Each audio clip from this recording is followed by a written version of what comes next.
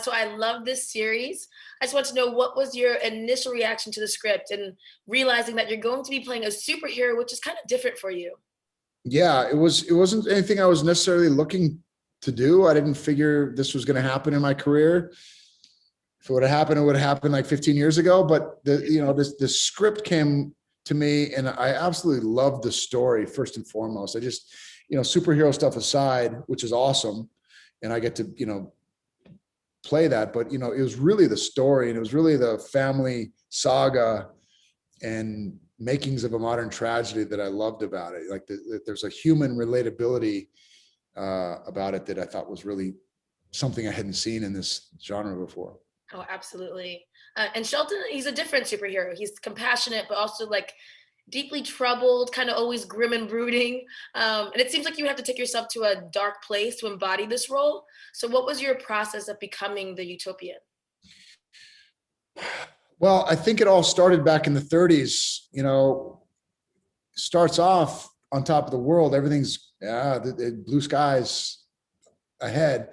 And then he sees his father jump off that building, and his whole world comes crashing down and goes into this mental, psychological spiral, and which drives him to this island, and ultimately gives him these powers. But he never forgot that.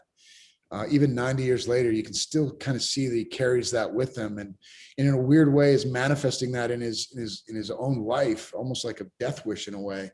And knowing that he's creating resentment in his children and having not been there for them. And, for me, going to these dark places, it all started back in the 30s. That was really where I had to go dark. And that's where it got really, it was tough and exhausting and emotional, but it was awesome because it was like this, it's like this weird, expression or expulsion of all this stuff that was inside of me that I didn't even know was there. So I feel like I'm very lucky to be able to go to these places sometimes as an actor, because you don't ever get to do that otherwise. And then let's switch it up and talk about this hair. Is this a possible new look for you, the long salt and pepper hair?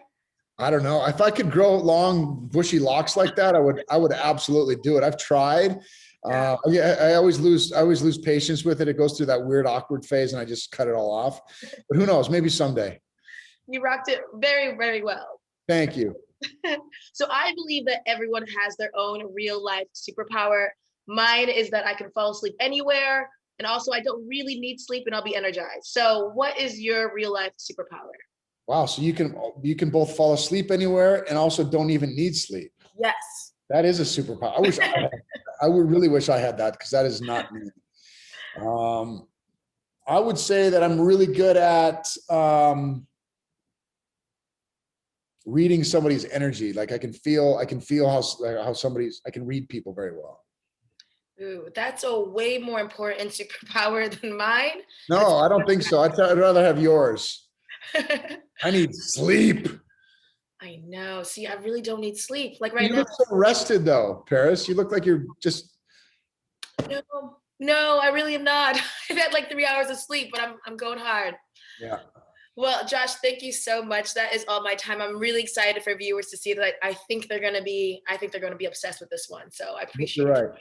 Thank you so much, Parris. Thank you.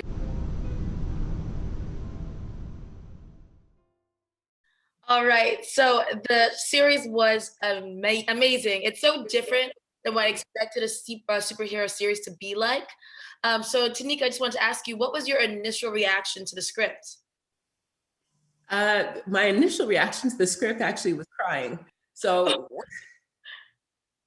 it's one of those stories that it read so well. And, I've always been an avid reader, and, reading a script that is just like a book where you can fully immerse yourself in the world and the characters, that was so heartwarming and so heart touching. I think I identified immediately with the story of the Sampsons and Fitz and Petra and, some of the struggles and complexities that they had. So you can't help but completely forget the fact that it's a script and start seeing them as human beings. So for me, it was a very emotional reaction that really touched my heart and my soul. Well, I can definitely understand that.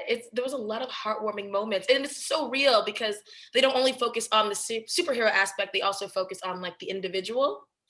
Yes. Um, so Mike, I actually want to ask you, what do you feel like the strengths of the Flare was outside of his powers?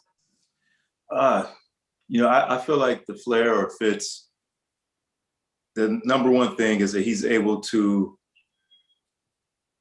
use the good and just, set aside things that are bad, or be able to work with them.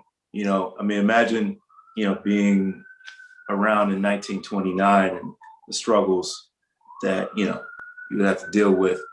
And fortunately, with each generation, it's becoming less and less. But that's probably Fitz's biggest thing. But then also that he's so intelligent. He just really has this thirst for knowledge and reading. And yeah.